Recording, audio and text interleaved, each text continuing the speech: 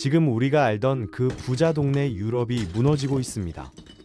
유럽의 엔진이라 불리던 독일은 2년 연속 마이너스 성장을 기록하며 멈춰섰고, 프랑스는 감당할 수 없는 빚더미에 앉았습니다. 이탈리아와 스페인 청년 5명 중 1명은 일자리가 없어 거리를 배회하고 있죠. 그런데 이 절망적인 유럽 지도 위에서 나 홀로 미친 성장을 질주하는 나라가 딱 한 곳 있습니다.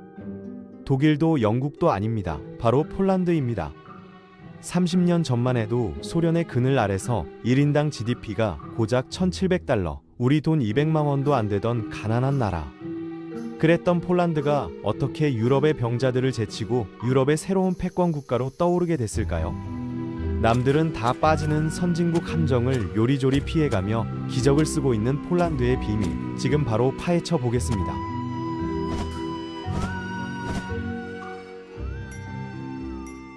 (1990년대) 초반 동구권이 무너지면서 폴란드를 비롯한 구소련 국가들은 엄청난 경제 혼란을 겪었습니다.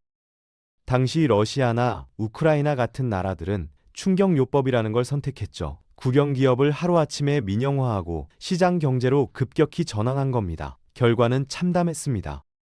소수의 재벌들이 국가 자산을 헐값에 독점하면서 부패가 만연했고, 경제는 오히려 더 망가졌거든요. 하지만 폴란드는 다른 선택을 했습니다. 폴란드 정부는 서두르지 않았어요. 국영기업을 팔 때도 공개 입찰로 투명하게 진행했고, 해외 자본도 적극 유치했으며 직원들한테 주식을 나눠주는 방식도 병행했습니다. 더 중요한 건 새로 생긴 민간 기업과 기존 국영 기업을 경쟁시켰다는 거죠. 이렇게 천천히 단계적으로 전환하면서 부패를 최소화하고 시장 경제의 기반을 탄탄히 다졌습니다. 당장은 눈에 띄지 않았지만 이게 나중에 엄청난 차이를 만들어냈거든요.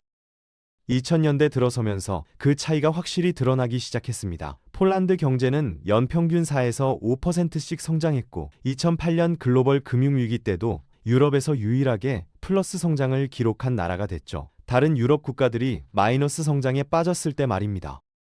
지금 폴란드 인구는 약 4천만 명 정도인데 경제 규모로는 이미 유럽 6위권에 진입했어요. 1인당 GDP도 구매력 기준으로 3만 달러를 넘어섰고요. 아직 독일이나 프랑스 수준은 아니지만 격차가 무섭게 줄어들고 있습니다. 여기서 핵심적인 역할을 한 게 바로 유럽연합입니다. 폴란드는 2004년 EU에 가입했고, 그 이후 EU 지원금을 가장 많이 받는 나라가 됐거든요. 2027년까지 받을 총액이 2,130억 유로, 우리 돈으로 300조 원이 넘습니다. 이 돈으로 도로를 깔고 철도를 현대화하고 연구개발에 투자했죠. 하지만 EU 회원국이라고 다 성공하는 건 아니에요. 그리스나 스페인처럼 EU 돈을 받고도 경제가 망한 나라들도 많거든요. 폴란드가 달랐던 건 이 돈을 어디에 쓰느냐였습니다. 폴란드는 EU 돈을 복지나 당장의 소비에 쓰지 않았어요. 미래 산업에 집중 투자했습니다. 특히 자동차 산업과 IT 분야가 그랬죠. 피아트, 도요타, 폭스바겐 같은 글로벌 기업들이 폴란드에 공장을 세웠고, 지금은 자동차 산업이 폴란드 GDP의 4%, 전체 제조업의 11%를 차지합니다. 전기차 배터리 같은 첨단 기술 분야에서도 투자가 몰리고 있고요. 실제로 2023년 기준으로 폴란드는 리튬이온 배터리 생산에서 중국 다음으로 세계 2위에 올랐습니다. 중국이 시장의 77%를 차지하는 상황에서 폴란드가 14%를 가져간 거죠. 특히 LG 에너지 솔루션이 브로츠와프에 유럽 최초로 전기차 배터리 공장을 세웠고, SK넥실리스도 배터리 동박 공장에 대규모 투자를 결정했습니다. 이런 투자가 폴란드를 유럽의 배터리 생산 중심지로 만들고 있어요. 하지만 더 인상적인 건 IT 산업입니다. 폴란드는 스스로를 유럽의 실리콘밸리로 만들겠다는 목표를 세웠습니다. 정부는 디지털 폴란드라는 프로젝트를 추진하면서 스타트업 지원, 디지털 인프라 구축, 연구개발 투자를 대폭 늘렸죠. 결과는 놀라웠어요. 폴란드 IT 시장 규모가 265억 달러를 넘어섰고 매년 4% 이상 성장하고 있거든요. 지금 IT 쪽에서 일하는 사람이 43만 명이고 관련 학과에 다니는 학생이 6만 6천 명입니다. 바르샤바, 크라쿠프, 브로츠와프 같은 도시들이 유럽의 새로운 기술 중심지로 떠오르고 있죠. 특히 폴란드는 게임 산업에서도 두각을 나타내고 있습니다. CD 프로젝트가 만든 위쳐 시리즈는 전 세계적으로 큰 인기를 끌었고, 이 회사는 지금 유럽에서 유비소프트 다음 가는 거대 게임 회사로 성장했어요. 게임 개발, 소프트웨어, 핀테크 분야에서 폴란드 기업들이 빠르게 성장하면서 동유럽의 기술 허브로 자리 잡고 있습니다. 여기서 중요한 게 하나 더 있습니다. 바로 인재들이 해외로 빠져나가는 걸 어떻게 막느냐인데요. 폴란드도 한때 심각한 인재 유출을 겪었어요. 똑똑한 젊은이들이 독일이나 영국으로 떠나서 더 높은 월급을 받으며 일했거든요. 그런데 폴란드 정부는 이걸 단순히 돈으로만 해결하려 하지 않았습니다. 2019년부터 26세 이하 청년들의 소득세를 면제해줬고, 동시에 더 중요한 걸 제공했죠. 바로 성장할 기회였습니다. 독일이나 프랑스에 가면 확실히 돈은 더 많이 받습니다. 하지만 거기선 이미 완성된 시스템의 부속품이 될 뿐이에요. 반면 폴란드에선 월급은 좀 적지만 최첨단 프로젝트를 직접 이끌 수 있거든요. 젊은 엔지니어나 개발자 입장에서는 커리어 성장 면에서 훨씬 매력적인 선택지가 된 겁니다. 게다가 폴란드의 물가는 서유럽에 비해 훨씬 저렴하니까 실제 삶의 질도 크게 나쁘지 않고요. 실제로 최근 몇 년간 해외로 나가는 인재가 급격히 줄었고, 오히려 해외에 나갔던 사람들이 다시 돌아오는 현상까지 생기고 있습니다. 2024년 기준으로 폴란드의 실업률은 3%대로 유럽에서 가장 낮은 수준이고, 오히려 인력 부족을 겪을 정도예요. 그런데 폴란드 경제를 얘기할 때 빼놓을 수 없는 게 또 하나 있습니다. 바로 국방비 지출이에요. 러시아가 우크라이나를 침공한 이후 폴란드의 국방비 지출은 폭발적으로 늘었거든요. 지난 10년간 무려 300% 이상 증가했습니다. 나토 회원국 중에서도 GDP 대비 국방비 비중이 리투아니아, 라트비아, 에스토니아와 함께 가장 높은 수준이죠. 폴란드는 50만 명 규모의 군대를 목표로 하고 있고, 최신 무기와 장비를 대량으로 사들이고 있습니다. 특히 한국과의 방산 협력이 눈에 띕니다. 2022년 폴란드는 한국과 17조 원 규모의 역사적인 방산 계약을 체결했어요. K2 전차 180대, K9 자주포 200문 이상, FA-50 전투기 48대, 천모 다연장 로켓 등을 구매하기로 한 겁니다. 이게 단순한 무기 구매가 아니었어요. 폴란드는 현지 생산과 기술 이전을 요구했고, 한국은 이를 받아들였습니다. 폴란드 현지에 공장을 짓고 기술을 전수해서 폴란드가 스스로 무기를 생산하고 정비할 수 있게 만들어주는 거죠. 독일이나 미국은 이런 조건을 받아들이지 않았지만 한국은 달랐습니다. 더 놀라운 건 납품 속도였습니다. 계약 잉크가 마르기도 전에 한국은 K2 전차와 K9 자주포를 폴란드 항구에 하역시켰어요. 러시아의 위협에 하루라도 빨리 전력을 보강해야 했던 폴란드 입장에서 한국의 즉시 전력화 능력은 돈으로 환산할 수 없는 가치였습니다.